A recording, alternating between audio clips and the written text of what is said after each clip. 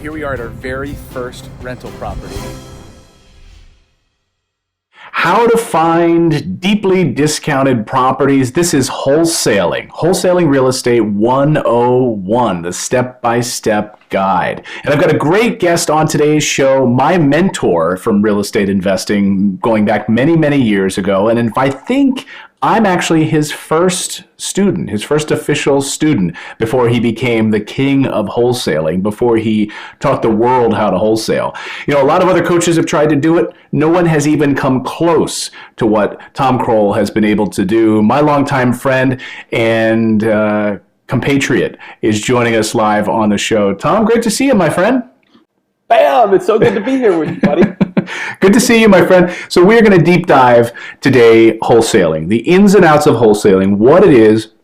And you also have been kind enough, I had to twist your arm, to be able to give our audience an amazing discount if people actually sign up for your coaching. And we're going to actually give away a special gift, which we'll tell people a little bit later on in the show about. But we'll wait on that. So before we get into all the nuts and bolts of that, people can visit morrisinvest.com/wholesaling to sign up and book a call with your team. So we'll tell people more about that a little bit later. But first, Tom, let's talk about, first of all, how you got into real estate investing. You had really lost your job. You were down in the dumps and you decided to make a big difference in your life. And it was your brother, Todd Toback, a great wholesaling coach as well, who kind of turned everything around for you. Is that right? 100%. It was a blessing. He was my older brother. And I was in lawn care. So when you say I lost my job, it wasn't like I lost some Wall Street job. I was down in the dumps, brother. I was making a very low salary, living paycheck to paycheck, pennies in my pockets, creditors calling, like Jim Rohn likes to say. And I was fired. I was in a sales position in lawn care. I wasn't making any sales at all. I came home and I had to tell Julie. She's a very supportive wife, but it was a challenging time for sure. Called my brother. He said, "Tom, stop being such a blank, blank, blank, and get into real estate." And I said, "You know what? I'm going to do it." He pulled me kicking and screaming the whole time. He lived in San Diego. I live in a little town in Florida. And I told him, San Diego's big. The houses are expensive. There's more people. It's a real estate type of place. This little tiny retirement town in Port St. Lucie, Florida, it's not going to work. And he said, "You're wrong," and I'm glad he did. And that's where we're at today. From a small beginnings, a mustard seed. I love it. All right, so on today's show, I think at the end of today's show, you are going to know step by step how to do wholesaling. We are going to deep dive. We're going to talk about lists. We're going to talk about how to take those phone calls. We are going to talk about how to find cash buyers. We're going to talk about all of that on today's show. So let's get started. What is wholesaling? How do you wholesale real estate? Just from a foundational level, if you're at a cocktail party, no one's ever heard of wholesaling before, what in the world is it? Wholesaling is the greatest business in the country as far as I'm concerned. And here's what it is. It's very, very simple. Wholesaling real estate is quite simply the art of consistently finding discounted properties. That's it. A lot of people confuse real estate with the exit strategy of the property, but I really want your listeners to think more of wholesaling as a pawn shop, right? So it has very little to do. A pawn shop can purchase discounted properties. It can purchase discounted houses, watches, jewelry, television sets, or Atari systems, right? But what wholesaling is the art of consistently finding discounted properties. Whether you are Donald Trump, Robert Kiyosaki, or a first-time investor, every good deal starts with the ability to locate a discounted property, and that's it. And that's what wholesaling is. So now we've established what wholesaling is. Let's dive into the nitty-gritty of it. So if someone signs up for your course, they come through and they go to our website at morrisinvest.com/wholesaling and they sign up to book a call with you guys and they become a student of yours. What is one of the first things that you will teach somebody to do? I want you to walk us through sort of step by step by step what they could expect to learn and how they could walk away from today's video and literally start doing deals today. So here is the bottom line when it comes to wholesaling. It's a step-by-step process. We always say that wholesaling is easy, wholesalers are complicated. So the first piece of instruction I would give your listeners is do not overcomplicate this simple business. If I can do it, a lawn care guy who who got a 990 on his SAT, who barely graduated high school and got kicked out of college my first quarter. If I could do it, you can do it. As a matter of fact, I should have had him here. I just got this week's checks. We made $52,000 in assignments this week. We are $3,400 short of $1 million in assignments for the year. It is an amazing business. And here's what you're going to learn. First, what we already reviewed, wholesaling is the art of consistently finding discounted properties. So how do you do that, and what do you do with the properties once you own them? A lot of people are worried about, do I need to have a ton of money in the bank? Do I need to have all these different other requirements, a lot of experience or know-how? The answer is no. The less you know, the better. Here is the deal. Number one step with wholesaling is you've got to build your network. When you come into our program, the first thing we do, and I'm going to give away some information right now that you can use to get started, is we build your network. What is your network? Your network includes, number one, a title company who understands what wholesaling is, that help close your deals. And number two, cash buyers, real estate investors with cash. Those are going to be your single most important starting point when you get started in real estate, is finding other investors who have a ton of experience and a ton of cash and are ready to pull the trigger on a good deal. So the first thing we teach you to do is how to find those people. And if Clayton, if you'd like me to, I can share some of those tactics on how to build out a network. Okay. Yeah, let's do that. So how do we get started? I mean, literally, I want people who are watching this right now can go home tonight and be excited and tell their spouse about they're going to do step 1, step 2, step 3. And I the way that my mind works, Tom, you know this, we've been best friends for years, is I have to have a linear path. And there can't be step 4 missing, like someone's not told me step 4. That will stop me in my tracks. Like, I need to know, step 1, I do this tonight. Step 2, I do this tomorrow. Step 3, I do this next week. Step 4. And if one of those things is missing, I'll just stop and I'll just get frustrated. So I want to give people like a roadmap today. Let's do it. Let's dive in. So here's what I got. Number one is cash buyers. Where are they? I'm going to tell you specifically how to find them in your neighborhood, right where you live. And here's what it looks like. You're going to go to a list company. There are tons of them. So let me tell you one of the best ways to build a big, healthy cash buyer list.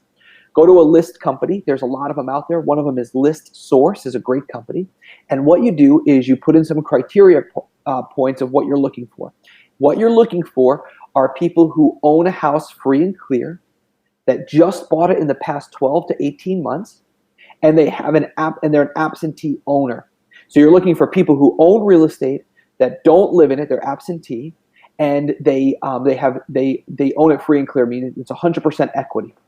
And single family residential, meaning that you're looking for single family homes because that's what you're going to be dealing in. That is it. You pull that list and then you call those people and you say, hey, listen, I'm just getting started in real estate investing. I have no idea what I'm doing. If I find a good deal, can I let you know about it? And you start to build that network. And that is it. Easy peasy, lemon squeezy. Let's unpack that a little bit. Okay. So these are the finding the cash buyers. So let's go back again. You go to listsource.com. And what is the criteria? Again, I want everyone who's watching this, rewind the video. You can watch the replay or write it down right now. What is the criteria that we type into listsource.com? Criteria is you're looking for your county, number one, so the geography. Number two is equity. You're looking for 100%, meaning that they own the home free and clear. Number three is that you're looking for the type of the property, which is single family residential. That just means a single family home.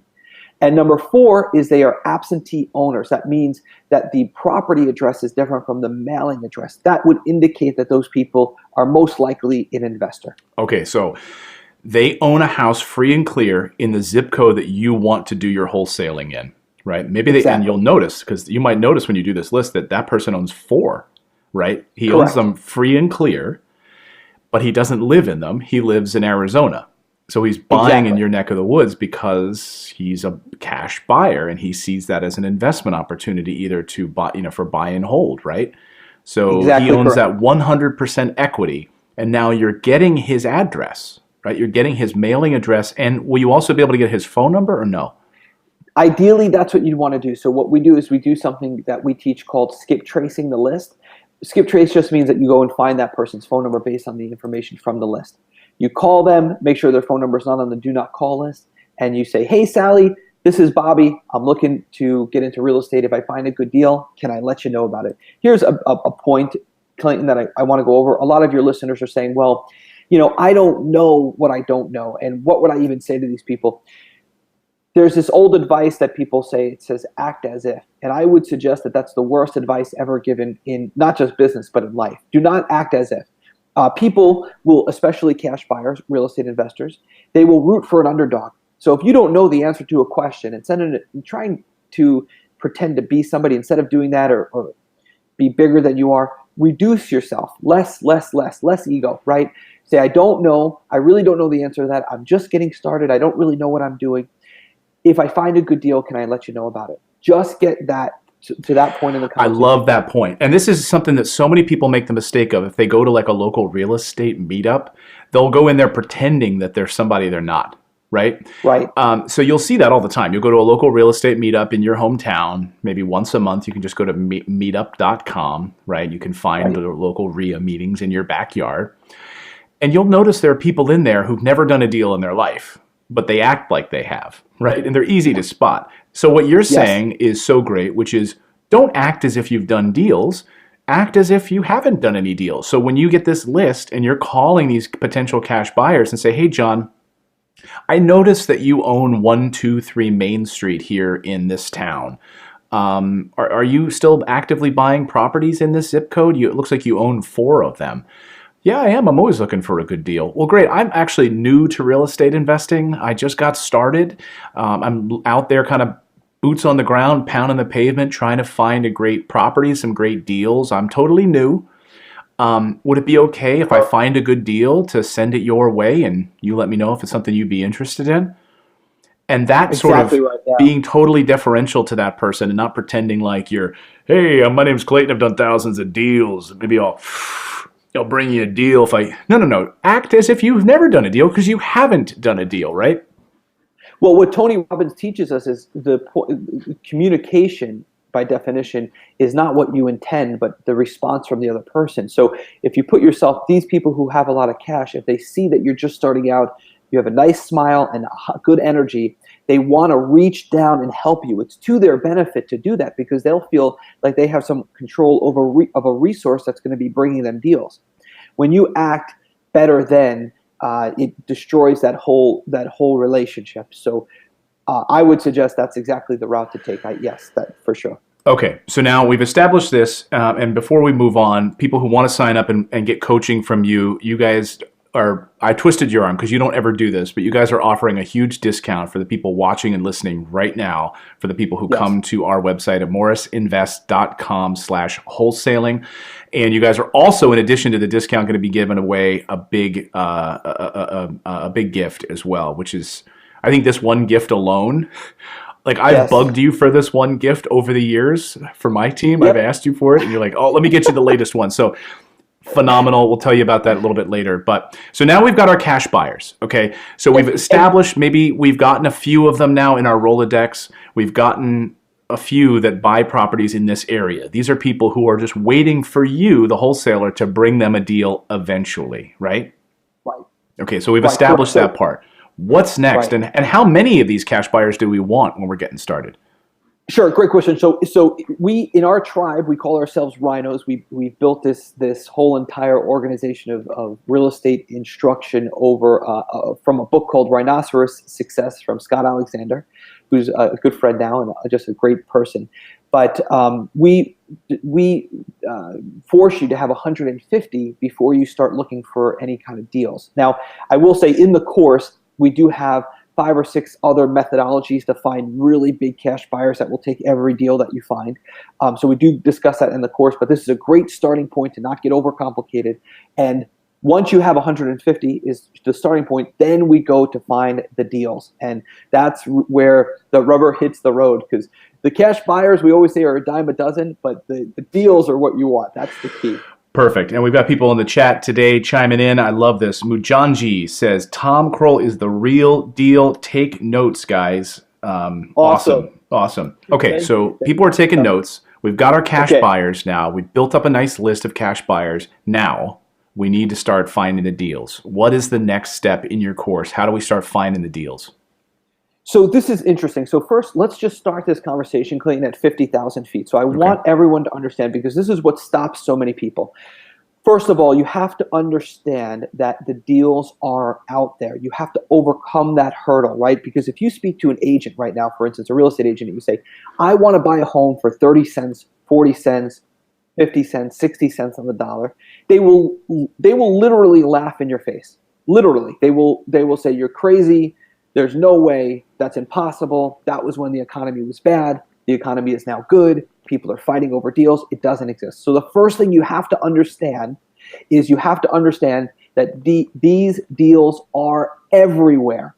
You have to get over that mental hurdle or this is not going to work.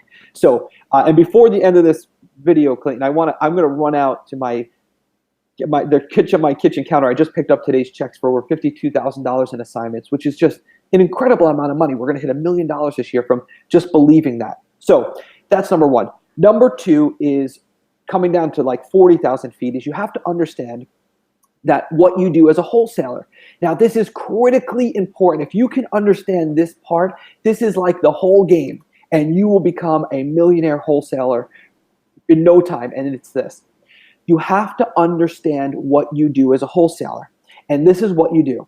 When any homeowner goes to sell their property, there are 3 criteria pieces that they get to choose from. And they could have 2 at the sacrifice of the 1. And here's what they are. Speed, how fast do they want to sell the house? Convenience, how conveniently do they want to do it? And price, which is how much do they want? As wholesalers, most people in the country, most Americans who sell their home, they want price and convenience and they're willing to sacrifice speed, or they want price and speed and they're willing to sacrifice convenience, right? So these are the people that will have their own open houses. They'll bake bread when the homeowners come over. They'll do an open house every weekend, right? These are the most people want speed and price, or they want convenience and a high price. We want the people who want speed and convenience, and they're willing to sacrifice price. This is why we always say we're more like a pawn shop than a real estate business. Because when the guy with the Rolex comes into a pawn shop, he knows that he's buying speed and convenience, and he's paying price for that speed and convenience. He could easily put that watch on eBay and wait 10 days and get more money for it and deal with all the bidders and have all the inconvenience and the delays and get a higher price, but that's not what he wants. So it's very important that you understand that, because if you don't understand what you do, there's going to be a lot of confusion, and you're going to make the deal about the wrong pieces of the puzzle. Right. Wholesalers do not win on price. We win on speed and convenience. If the homeowner says, I want the highest price, you can get right to a no and say, instead of dancing around it, right, always be a truth teller and a truth seeker, tell the seller, I'm not going to be the highest offer. I can do this quickly. I can send a mobile notary. You don't have to come to the house. I'll make it convenient, but I'm not going to be the highest price. So that is number 40,000 feet. Let's go down now a little bit lower and say, where are these houses in your county? So right. In every county, here's where you want to look in general. There's a few different things. First thing that we do, one of the things that we do in the course is we teach you how to sort your zip codes by the hottest zip codes in your county. And the way we do that is we just do that by telling you we teach you a method to find where all the cash transactions are happening per zip code. But let me give you more of a general idea of that. What you're going to find is in every county is divided up into 5 different sort of areas. You have the worst areas where the cheapest homes are. Then you kind of have your lower income, middle income, and then your upper income, and then you have the super wealthy area. And that's essentially every county has some kind of a breakdown of that.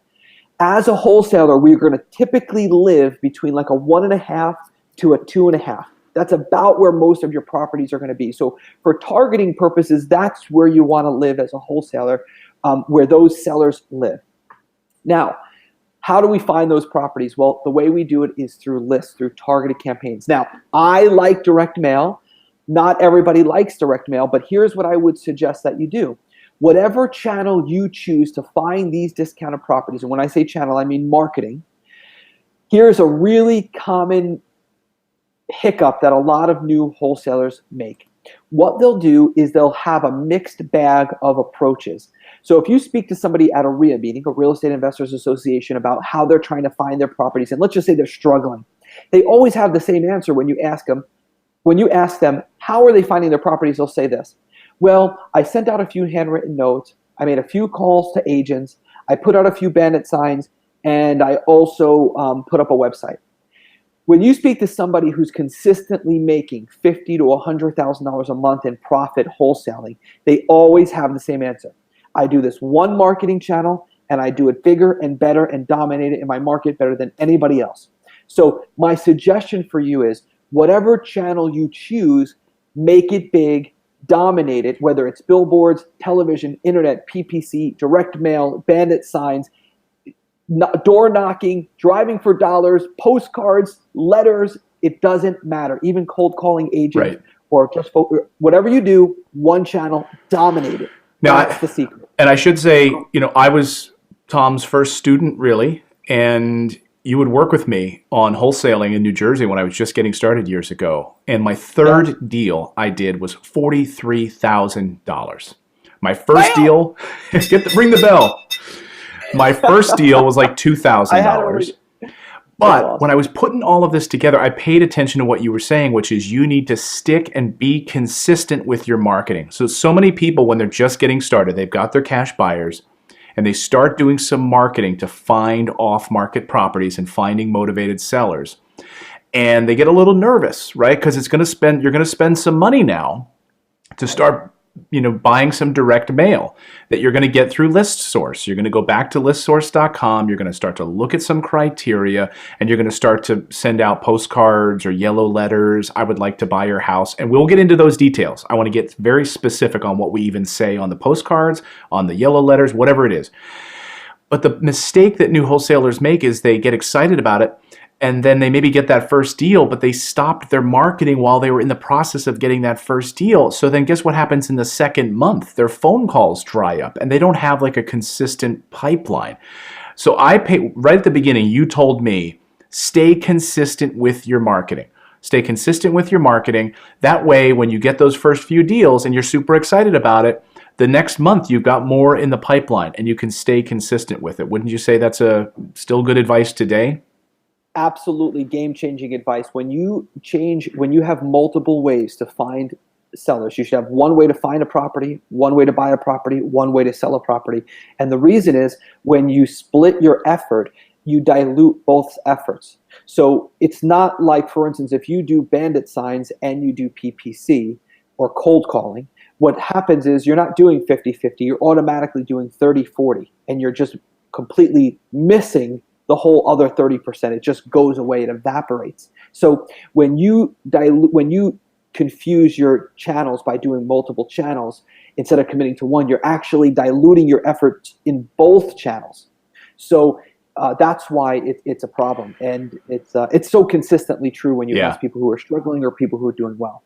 Now we've got so many great questions coming in, and I promise we will get to them at the end. I see them coming in, so please save your questions. We're going to open it up to Q&A here in the next little bit after we get through all of the points on how to do wholesaling. I want to give everyone a really complete step-by-step roadmap. Okay, so now you've chosen what you want to do. You want to do direct mail. Let's use that as an example. Okay, that's what I did to great success. I still do it. That's what you do to great success. You have a check out on your kitchen table for $50,000 because of deals you guys have been closing because of marketing. So you're not only a coach that teaches this, you also consistently do this on a regular basis. So I committed to direct marketing, and I was spending a few $1,000s a month in direct mail, but I was making tens of thousands of dollars. So I would trade a few thousand for tens of thousands of dollars in home sales or assignment fees any day of the week. So let's go back to listsource.com now. Let's give people specific criteria. Everyone get your pens and paper right now and write this down. This is gold. And if you miss it, just rewind the video again and write it down. This is the criteria that you and I still use to find off-market properties. When you go to listsource.com, what do people need to type in to find these properties? So let's do this, right? So here's where we're going to actually find people who are motivated to sell quickly at a discount. And here's what we're looking for. When you're looking for motivated sellers, the number one most important thing that you need to be a wholesaler is one thing. This is the most critical part, and it's equity. And for anybody who doesn't understand what that means, it just means that the house, the homeowner owes less on the property than what is the property is valued out. So if the house is worth $200,000, they have to owe less than $200,000. And the good news is many list companies in the country will provide that exact information. So first thing you do is you pick your geography. You can do that by your whole county or your zip codes. Number two is you pick the equity. You've got to do equity. So the first thing you do is you do equity. You can do a percentage of equity. We'd like to do an equity percentage anywhere from like 40% to 100%. That means that they either own the home free and clear, or they're at 40%, meaning that there's enough equity in the home for you to do a deal. Does that make sense, Clinton? Right. So let's go over that criteria one more time. Equity. Let's talk about that. Go ahead. Go ahead. So okay, so equity. Yeah, so equity is very simple. So equity just means that the person, if they're motivated to sell quickly at a discount, let's use the inverse, right? So the opposite would be, let's just say somebody is very motivated to sell their home, but the house is worth $200 and they owe $240. Mm-hmm. Here's the problem where a lot of new wholesalers make a mistake. What they'll start to do is they'll start to change their strategy. They'll start to do like lease purchase options or a sandwich lease or all sorts of other. This happens all the time. I even went down this path. I started doing wholesaling and I was starting to see some success. And I was like, hey, what if I start doing lease purchase options or this and this? Right. And you said, what did you say to me? Absolutely no, right? And here's the reason. It's so simple because there's so many reasons not to do that. But the bottom line is that you always want to create a business that is a servant to you so that you can go to Europe for 3 months and your business continues to run without you. With all of the assignments I've done, I haven't seen a house or a seller or a buyer or anybody in so long, I cannot even tell you. And the reason is because we have one way to find a property, one way to buy a property, one way to sell a property. When you start to become a real estate expert, you will make some money if you learn how to do all these different exit strategies. But the problem is you will never become a McDonald's. You'll never get a 24-year-old to run your business. Anytime you need to become an expert, it's like becoming an expert chef. You will have a good restaurant, but it'll be a job. When the expert chef is not working, the restaurant is closed. He works on the holidays. He works on the weekends. Don't become an expert. Stick to one thing. Gary Keller told us this in The One Thing. Scott Alexander told us this in Rhinoceros Success, where he says, charge at one thing. Mike Michalowicz teaches us this in the Pumpkin Plan, right? You cut off all the other pumpkins but one. That is the secret to creating a business that is a servant to you rather than a job that you serve. So laser focus. If there's no equity, get it out of your way. Don't even try to find a way to pass it along to somebody else to make it a profit. Just get away from it. Focus on people with equity. Okay, so when we're on ListSource, we're looking for single-family homes, right? Single-family homes with 100% equity. So the owner of that property has 100% equity. And let me just give you an example of a typical. Go ahead, Tom. 40% to 100%. There can be a little bit of mortgage in there. So 40% to 100% equity is fine. That's I'm sorry, even if they owe 40 to 100%. Okay. Yeah. Right. So 40 to 100%, because in that way you can come in below market and still make a deal. Let me give an example of someone that might have motivation, because I think a lot of people are thinking, well, who would want to sell their house like this? Okay, the very first house I ever bought that I ended up flipping myself was a woman who lived next door to me. It was a 2-bedroom condo in Orlando, Florida. I lived in a 1-bedroom. She lived there for 30 years and smoked heavily and then died, and I didn't even know her, never saw her. Her family inherited the property, but it was a disaster.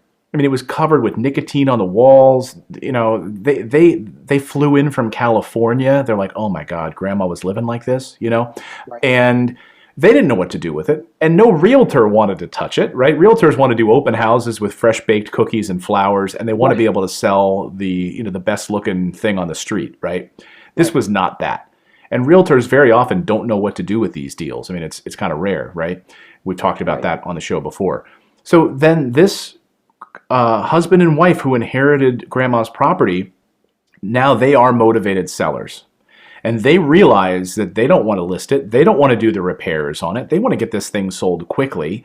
And they're willing to deal with a lower price just to get this thing off their books. Like, that's what you're looking for, right?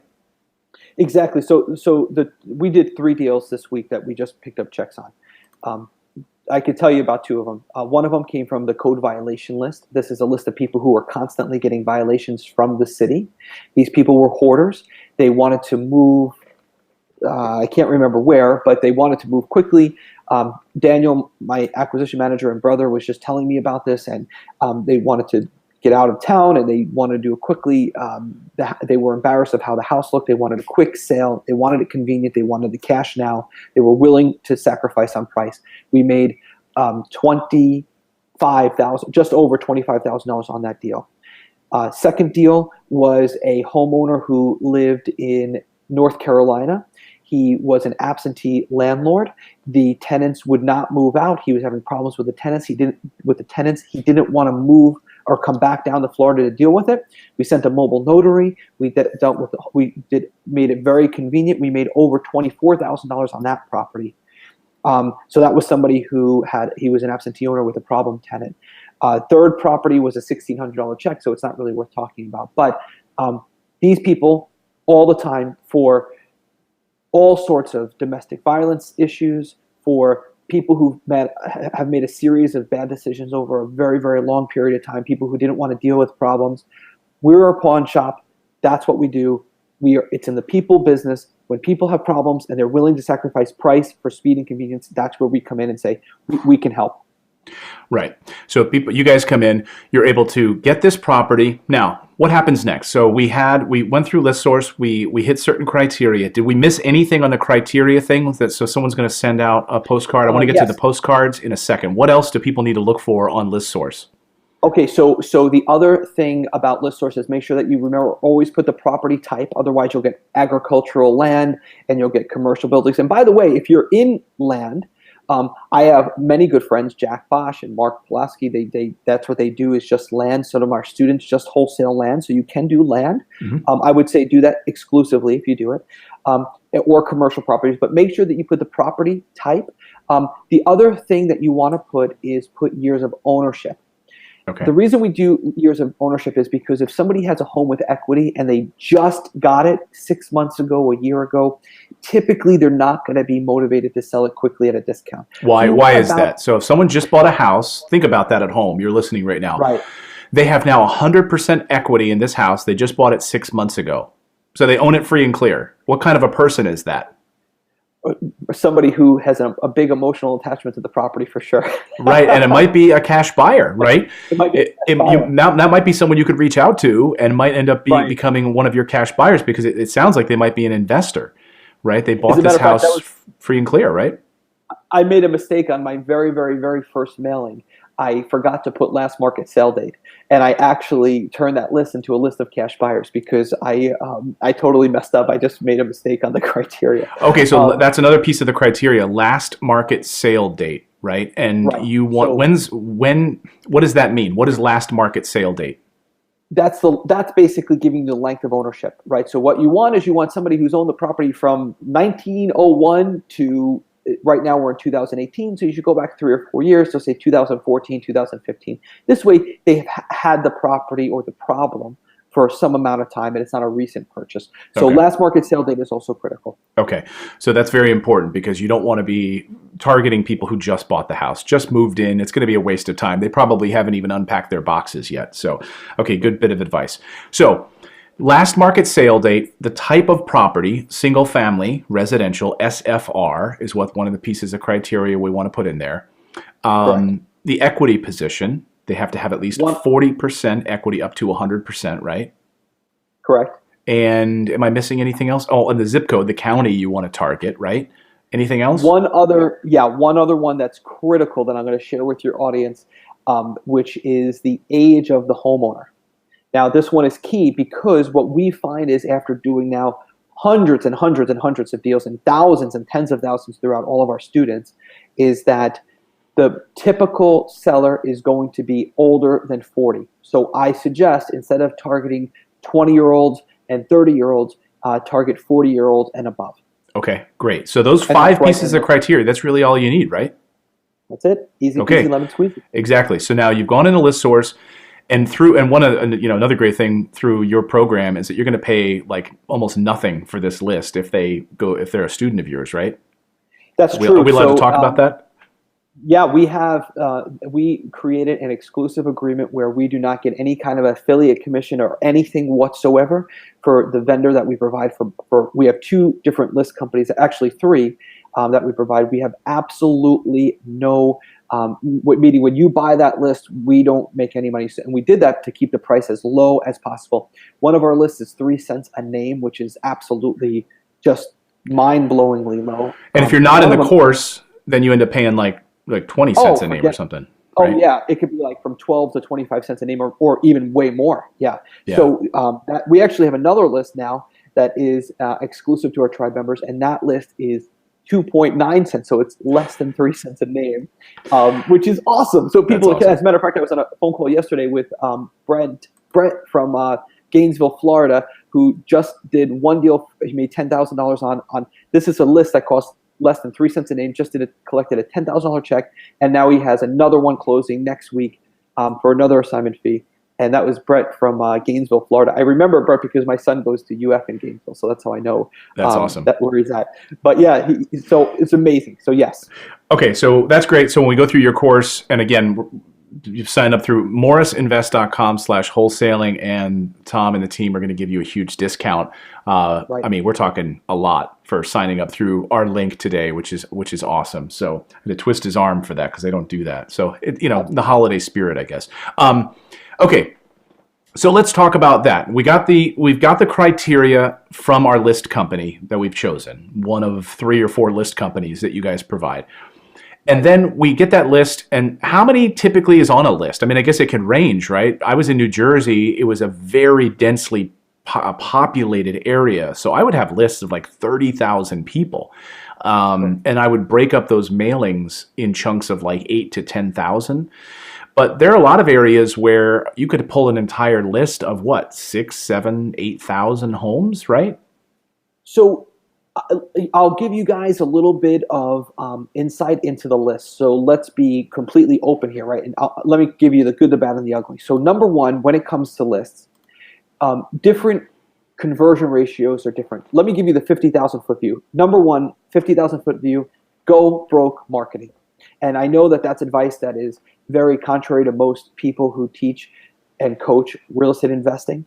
My position is, if you really stink at real estate investing, let's find out quick. So take your money, spend it on the investing, on the marketing big time, and if it's not going to work, we'll know. The problem with doing like little drips and drabs of marketing is if you really are not good at this, you're not going to find out. It's going to be a death by 1,000 needles. So let's go, when it comes to marketing, go big or go home. So risk it, take the risk, and go and do it big. That's my advice.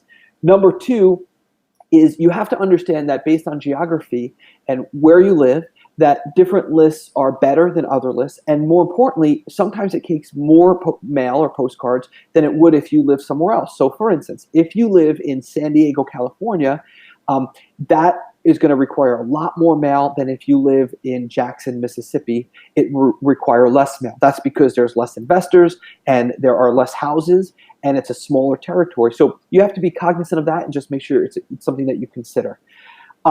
As far as that goes, though, yeah, it's going to be based on the list that you pull and where you live. Some are going to be huge, tremendous lists, and others are going to be super targeted lists that are 200 or 300 people. Now, I promised people we're going to give them the farm today. We were going to give it all away. So we've got one list, which is just the main equity list. But then, as you mentioned earlier, we've got code violations. So if people, Yes. That's a perfect example. Someone hasn't shoveled their snow. Someone hasn't cut their grass. Someone hasn't fixed up their windows. You might get a code violation from the city. Guess what? That gets registered at the county. And then you can pull a list from the county of people who have code violations on their house. And as you like to say, that's like someone raising their hand saying, I just don't care about this house anymore. Right? If you have high grass that's like 1.5 feet high, which is what it takes to get a violation from the city, that means something's wrong, right? And the same is true of like a tax delinquent list. So you can even get code violations, equity, and tax delinquent. That's another person raising their hand saying, you know what? I haven't paid the taxes on this house for 2 years. I inherited this thing. I live out of state. I don't even want it. I got it from Uncle Tom who passed away. That's Right. another person raising their hand, right? 100%. So the answer to that is yes. There are in the tribe with our students. We discuss about 14 lists that we're constantly Wow. going through. What I can tell you is two of those other lists are going to be tax delinquent, people who are behind on their taxes, and they are clearly motivated. The other is going to be code violations, and code violations really. The suggestion I would do with code violations is if that list, get it from the county, the township, the municipality, or the city that you live in directly. If it's difficult to get, work harder to get it. You're just not working hard enough. The list does exist. Trust me, because if you don't pay your taxes or you don't mow your lawn, you're getting a letter from someone eventually. So Right. if you want to test it that way, you can, but the list does exist. Don't listen to anybody who tells you otherwise. Get it directly. And when it comes to code violations, what I will share with you guys is don't be specific about the code violation. Anybody who is getting code violations for any reason is a potentially motivated seller. So mail all of them. Don't just try to pick out one particular violation over another. Okay, perfect. So we've got the criteria. Now we're ready to put a stamp on an envelope. Okay. Am I doing this myself? Am I going to Office Depot, getting a big stack of envelopes and buying a whole bunch of stamps, and I'm writing out by hand? So, Right. number one, am I doing that myself? And number two, what goes on this mail piece that I'm going to send to that motivated potential seller? Awesome. So, a few things. Number one, the answer to your first question is no. You do not do it yourself. There are mail houses all over the country. If you're a student, we have a mail house that gives you a super discounted price. But the bottom line is do not do it yourself. The second part is let me discuss whether or not you should do a postcard if you're doing direct mail or a letter. Here are the advantages and disadvantages. If you do a letter with an envelope and a handwritten font letter, you will actually get more phone calls. It has a higher response rate. However, it's going to be about 3 times as much money than if you do a postcard. So you have to make that determination. I will tell you that for me personally, I like postcards. That's what we use. Let's talk about what the postcard should say. So let's keep it simple. There's two different types of postcards to send out. There is the corporate company postcard that comes from a house buying company. I would suggest not to start with that one. So that means like one of those fancy cards that comes with like logos and is all glossy and it's like all like a realtor would send out, right? Exactly, the wrong postcard for who we're looking for. This is What we gold. want- Pay attention Yeah. to this because Tom's team tests this with all of their students. They have, thousands of students across the country. And you have international students as well who will We do. who will mail in the US. So you're getting all of that data from your students on what works and what doesn't. Do not use one of those glossy realtor cards. They just don't work. Right. And realtors don't know that, by the way. Absolutely true. I would definitely stay clear. So steer clear of that. And what I would do instead is the cheaper, the better. No gloss on the card. The card that we send out, it is number one, it is from Tom, the local friendly wholesaler. Where you live, I have a return address where I live in the same city. It looks like it's handwritten and it's not glossy. It is not.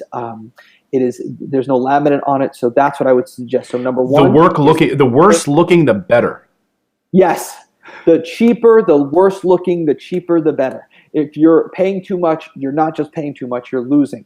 So I would go cheaper is better. Number two is it should be from the local friendly investor. So put your name and phone number. Do not put, I would not use a company. And number three is keep it really simple. Go back to the beginning part of this conversation. What do you do as a wholesaler? Your message is speed and convenience. That's what you sell. They give you price, you give speed and convenience. So your postcard should relate that message. Hi, this is Tom. I'm looking for a house to buy in your area. I can pay all cash. I can close immediately. Tom, phone number. God bless. That's it. Easy peasy, lemon squeezy. The other thing that I would suggest, Clayton, is that if you are just starting out, do not use your cell phone number and do not use a Google Voice number. There are all sorts of solutions out there for a phone number, but what you want to do is you want to have it to go directly to voicemail. Don't do live answer, and then call those voicemails back immediately. Okay, There's very, a very whole- important. Yeah. You just gave away some gold there. Okay, so the postcard just says something like, "Hi, I buy houses in this neighborhood. I noticed your house at 123 Main Street. I'm interested in buying your house. Please give me a call if you're interested in selling. Tom," and a phone number. That's it. Just keep it simple. Simple. And by the way, you have all this stuff in the course, which is super, what works, the handwritten stuff, all that. So now the mail house that you're using, that you're getting these postcards mailed through, you're getting your list from your list provider, right? Right. And it's going to be like on an Excel spreadsheet or a CSV file? CSV file. You just send it to the mail house, and so it'll look nice and handwritten where the address is, because they're going to have your file. It'll go right to the card, and there may be 5,000 postcards that are going to go out. That's it. You want the return address because you want to be able to hang on to those cards if they get returned, because the post office will write on them sometimes. They'll write, these were my favorite, right? The post office will say, gold for real. Yeah, these are gold. So save these, right? They'll say vacant, right? So you get those cards, go through the ones that say vacant later on. We'll get there, right? Because guess what? Now that house is vacant, that's a gold mine of a house, right? Yeah, that's what you're giving as a gold nugget right now. So a lot of people throw out their return mail. Do not throw out your return mail. I'll buy it from you if you're going to throw it out. It is absolute pure gold. So you're going to skip trace those things. You're going to find out where the owner of those properties live, and you're going to do a lot of deals that way. So absolutely. That's part of the program, yeah. Perfect. Okay, so we send out those postcards. We have our list. We send them out. Then we set up a voice phone number that's not our personal cell phone. That's not a Google Voice number. Don't do that. You sign up with there's a number of different calling companies, which are really affordable. They're like $20 a month, where you get a dedicated phone number, and you're going to set up a dedicated voicemail. What should the voicemail say when that person calls that number because they want to sell their house, or they're just tire kicking and they just want to know what you can do for them? Man, he's really digging for a lot of gold here that we don't usually give out, but I will give you this. So here's what we got. So here's what we got. So the voicemail should match the tone of the postcard. So, "Hi, this is Tom. If you're calling about a property you're selling, please leave me." Now, this is the key, guys. So the ones who are really listening, listen to what I say here. The voicemail should say, "Hi, this is Tom. If you're calling about a property you're selling, please leave me your name, phone number, and address of the property you're wanting to sell, and I'll get back to you as soon as possible." Now, why do we ask for 3 pieces of information? Here's the reason.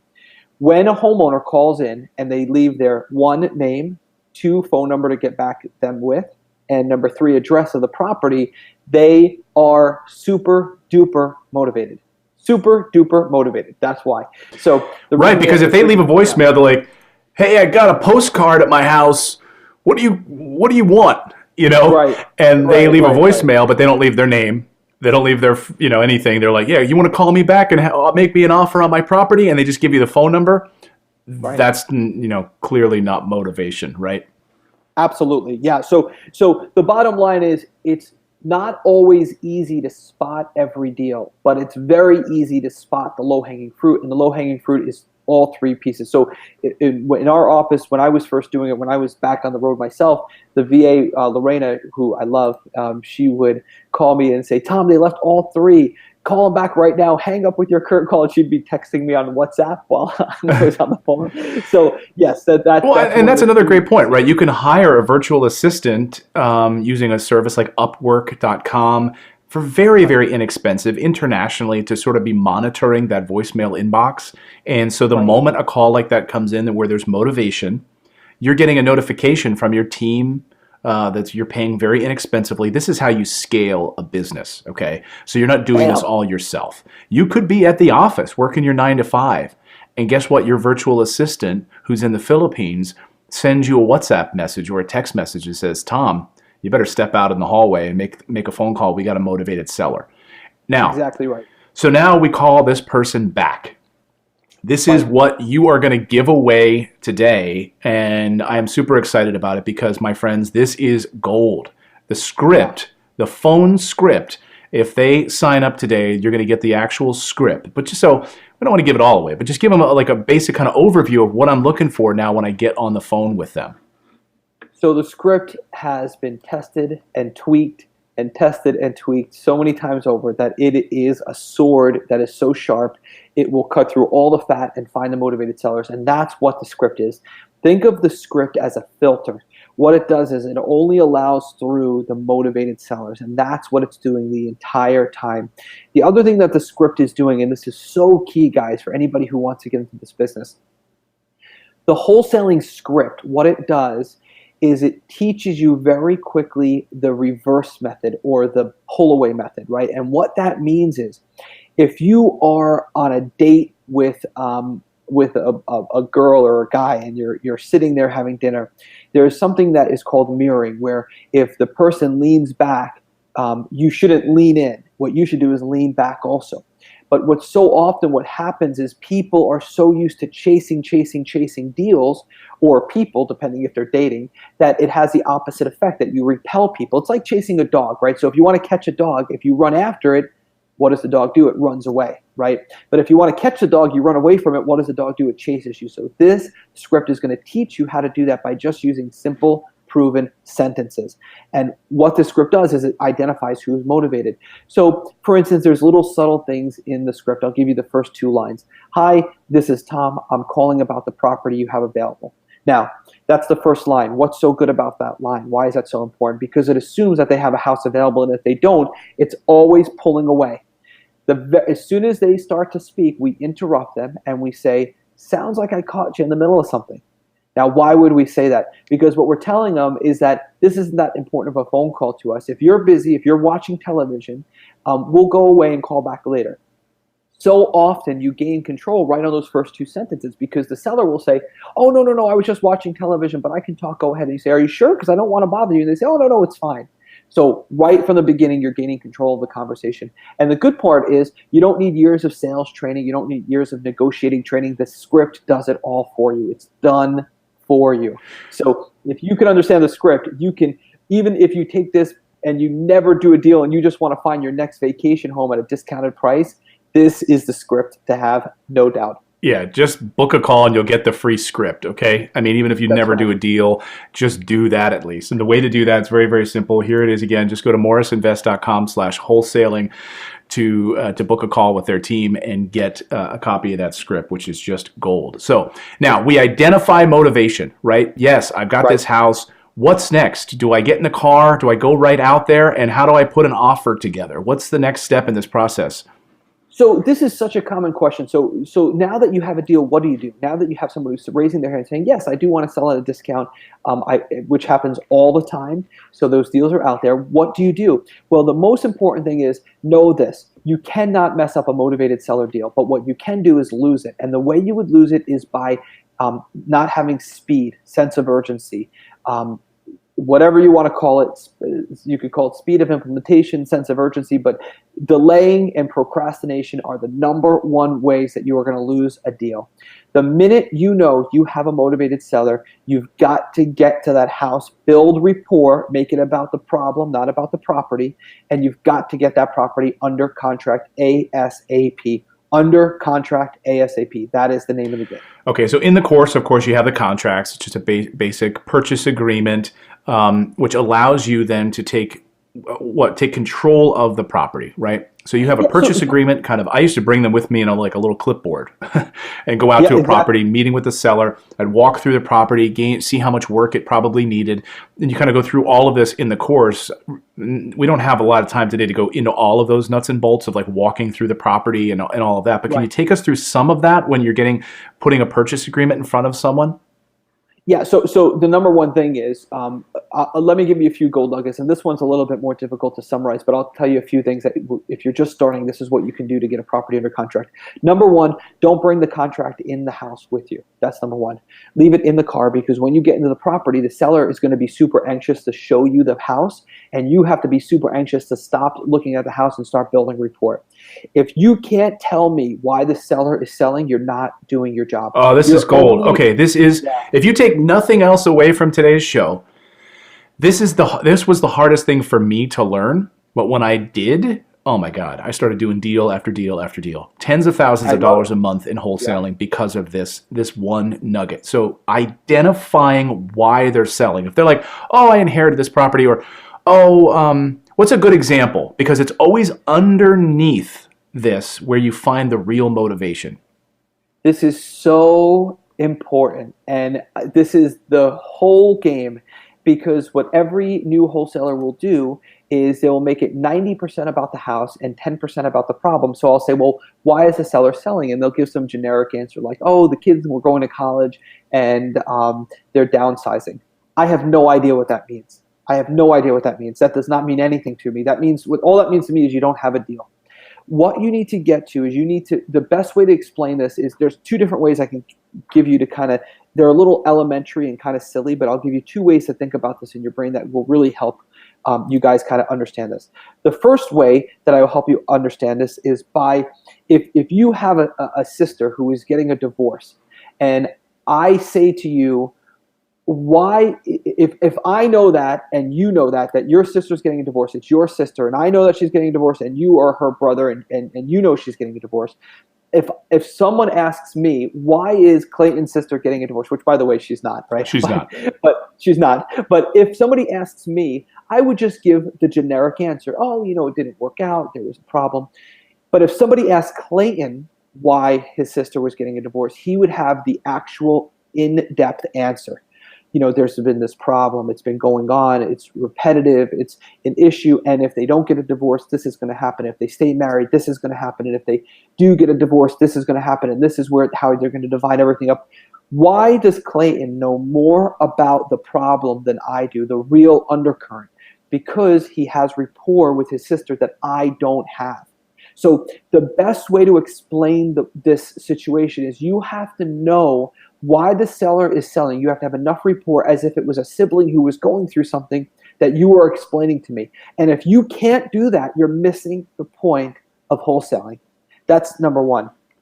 Number two, a way to know if you really know the real reason is what we call impending event.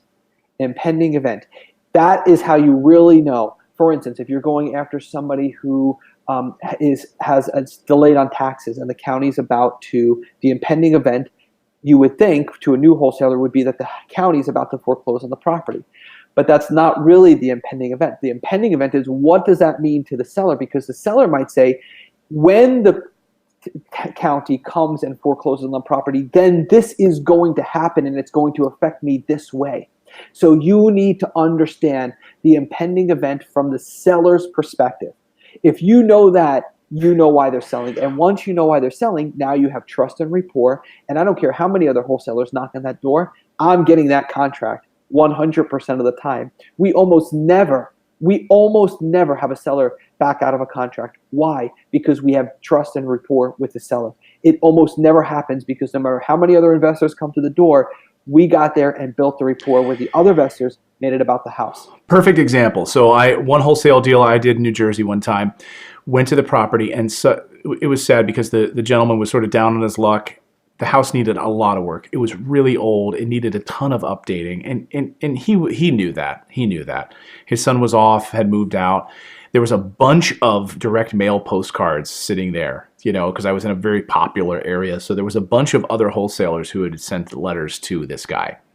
Doesn't matter, because competition doesn't mean anything, right? There is no such thing as competition. There's no such thing, right? So I'm sitting there talking with him, and now it's my opportunity. So I'm developing rapport, and he just wanted to talk about the house.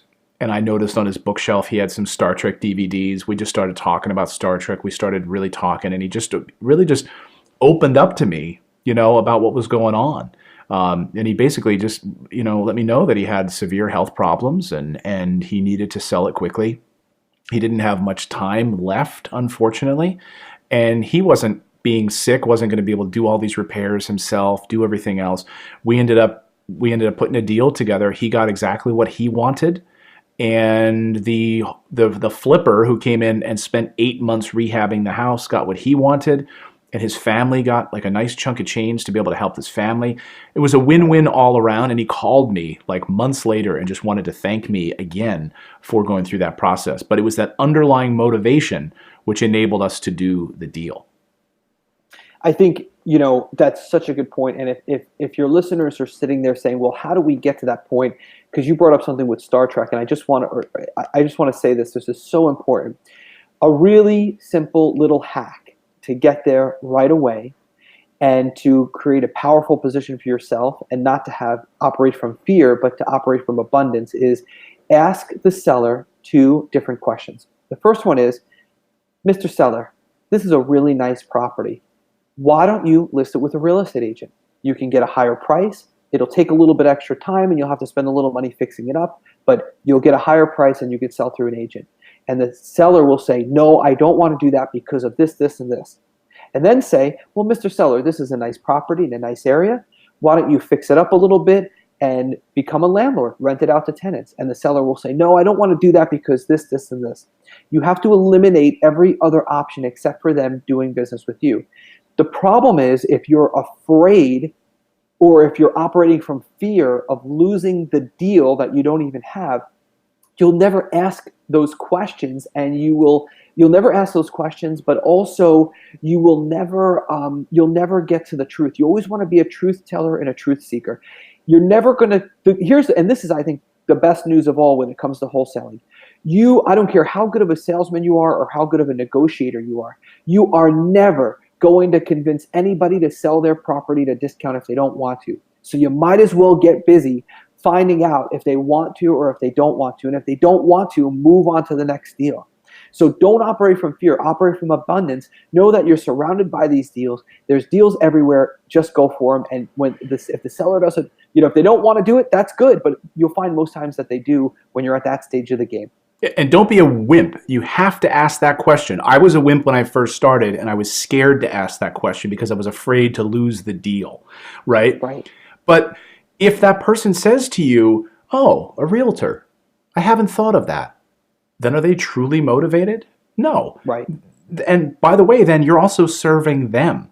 You're helping them make an informed decision about their property that they maybe then will call up a realtor and just list it, Maybe it doesn't need that much work. And then you're also serving that person in that way. Be a servant to other people. Right. And don't be greedy. But if you're afraid to ask that question, you're afraid of losing a deal that you don't even have yet. So eliminate all other reasons, because a motivated seller will tell you, I hate realtors. They screwed over my Aunt Janice, and I never want to work with a realtor again. And by the way, this house is a dump and needs a ton of work anyway. There's no way a realtor would take it. I mean, you start to eliminate these things, or I met with a realtor and they told me I needed to spend $70,000 to fix this house up, and I don't have the time for that or the money to do that. And you're kind of cutting through that smoke with those questions, right? Absolutely. And you're operating. What you have to understand is when you're asking those questions, you're operating from a place of abundance. You're operating from a place of, there's no fear there. So what happens is, and it actually has a double purpose. Now what happens is, most times our sellers, either the home is in distress or they are in some sort of distress. And when you are inquiring about those questions, what you're actually doing is you're becoming confident. You're not chasing them. You're getting them to chase you. You understand that you have tons of cash in the bank, or you have investors that do. There's more deals than you could ever do in a lifetime. And you become the rock, and the seller is a sinking ship, and they want to throw their rope around that rock to stabilize. But if you are chasing them, you're just as weak, if not weaker than they are, and they're not going to want to throw their rope onto you for you to save them, because they're not going to be confident that you think that you can do it. So I just think that it puts you in such a place of peace and prosperity and getting deals and understanding the way this business works and just the way life works. This is a very simple, life is much simpler. Right? We said it earlier, right? Wholesaling is easy. Wholesalers are complicated. Don't overcomplicate this simple business. You deserve to do it. You can do it. It's easy. Don't overcomplicate it. All right, I want to ask the folks in the chat room right now, are we providing gold here? Did I promise gold today? Is Tom providing gold nuggets for you? Just type in gold. Let me know. Gold. Give me the like button if we are providing value. That was my goal today. So we have a few more pieces of gold I want to give people because we're not done yet. And then I wanted to open up for some few questions, and then I know we'll get out of here and no one will get hurt.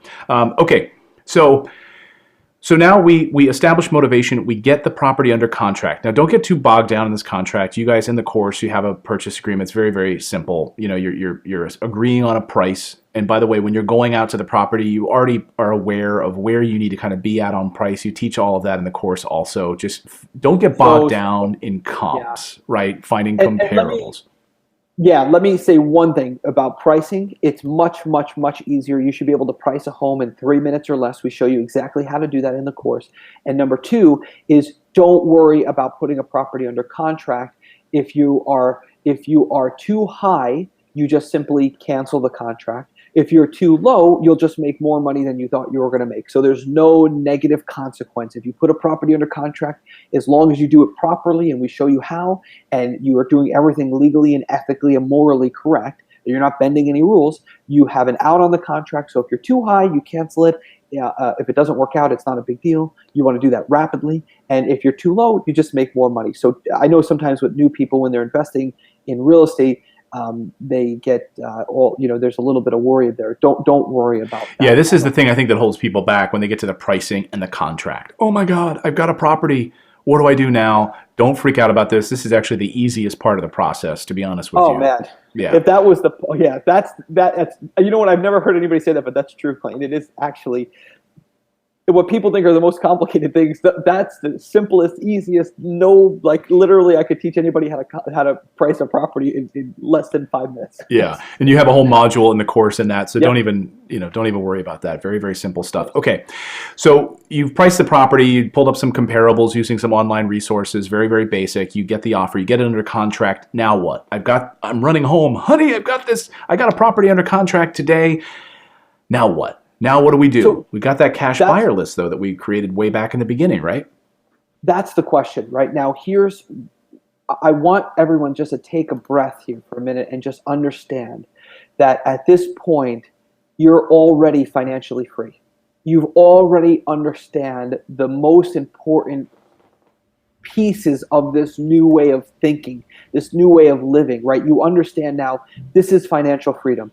Once you have a good property under contract at a good price, you've already won. Let me preface the conversation by saying this. Quite frankly, I don't care what you do with it. I really don't. So let me go over the exit strategies, because this is where you leave wholesaling and then you could go into your niche. If you are a rehabber, you simply go to your hard money lender or yourself if you're funding your deals, and you buy the property, and now you just bought probably the best rehab property you've ever purchased in your life, bar none, because you got it at below the normal price. You got it at a wholesaler's price, which is the lowest price out there. So if you're a rehabber, you've done that. If you are a landlord and you buy properties to rent out for a portfolio that you keep for passive income, you just won the game. You just bought the cheapest property and the highest ROI property you'll probably have ever purchased in your life. If you are just a regular investor, you can buy the property with hard money and you could put the property on MLS and resell it for a quick profit. If you want to assign a contract, so a lot of new wholesalers, what they'll do is they will take the contract. Now, you have to make sure that you have a good real estate attorney that is going to give you the assignment contract and teach you how to market that deal, because you don't want to, if you're not a real estate agent, you don't want to sell the house, you want to sell the contract. So your attorney in your state should be the attorney in your state should be able to give you the exact contracts that you need and all the disclosures, but you can just assign that contract to your cash buyer list, to one of those cash buyers, for what's called an assignment fee. That means that you have, let's just say, a $200,000 property and you have it under contract for $120,000. You can take that contract, you can sell the contract, not the house, to one of your cash buyers for, say, $25,000, like just happened, and you can now get a $25,000 check. They buy the contract, you get the check, and the cash buyer will buy the house, not you. So that's one way to do it. The other way you can do it is you can buy the property first. You can use hard money to do that. This is what we recommend when you do assignments: is you get a hard money lender. They are a dime a dozen. You can, we show you we introduce you to a few in the course, but they're everywhere, all over the country. If you have a discounted property under contract, there will literally be a line out of your front door to around the block to lend you money on that deal, I promise, at very cheap rates. And then you buy the property and you quickly resell it the same day. It's called sometimes a double closing. although that term is is often misused. But you can use a hard money lender. You can buy the property, then immediately resell to one of your cash buyers for a huge payday. So there's all kinds of things that you can do. But what I want everyone to understand on this call is that wholesaling really has nothing to do with any of those. Wholesaling is the art of consistently finding discounted properties. If you want financial freedom, if you want to buy a vacation home on a mountain in Norway and look over at the sheep in the valley, and you want that, all you have to get good at is consistently finding discounted properties in your neighborhood, and you will have that. The exit strategy is really inconsequential. The money is already made in that front part. So does that, I don't want to get... No, that's perfect, because that's the heart of what we do. I mean, that's how we're able to find great properties. We have a machine where we find great off-market properties. We're able then with our teams to rehab them, place, with our property management teams, tenants in those properties. And that's how our clients work with us, because we're able to do all that legwork on the front end. You might, though, as a wholesaler, want that quick cash, making $10,000 a deal. You do 5 deals. Now you've got $50,000. You can go out and buy your first property, right? So the next time a deal pops up, maybe you just pay cash for it and you become your own cash buyer.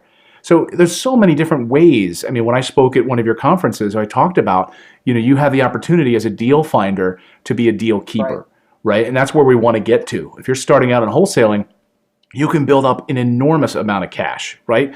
You didn't have any rental properties when you first started wholesaling. You were building up an enormous arsenal of cash from wholesaling that enabled you to start buying your first rental properties. So it's a killer way to start amassing cash in order to purchase properties. There's nothing better, because as a wholesaler, you produce a ton of cash, and the properties, you have a consistent pipeline of properties that you can cherry pick to build your portfolio. And it is absolutely will change your life. I think that wholesaling is the greatest business in the country. I believe that anybody can do it. As a matter of fact, my sister Tracy, as we speak right now, she's a principal at a high school, and she decided to start doing this, and she just did her first deal. She made $8,000 in Baltimore, Maryland, and I just went up there and she showed me the check, and now she's working on getting her second deal. Anybody can do this. We have men, women, all ages, gender, it doesn't matter, full-time jobs, totally broke, it doesn't matter where you start. If you can get good at finding discounted properties in your neighborhood, you will become a multi-millionaire. It is absolutely, no matter who you are or where you start, that is the secret. All these people who you see making a ton of money in real estate, it all starts with a discounted deal. It all starts with a good deal, and that's what wholesaling is all about. That's awesome, my friend. And that's the website right there to go and sign up right now. You're going to get that free script. Put that back up again, guys. Yeah, we're going to get the free script right there. Also a great discount signing up for Tom's program if you go to morrisinvest.com/wholesaling.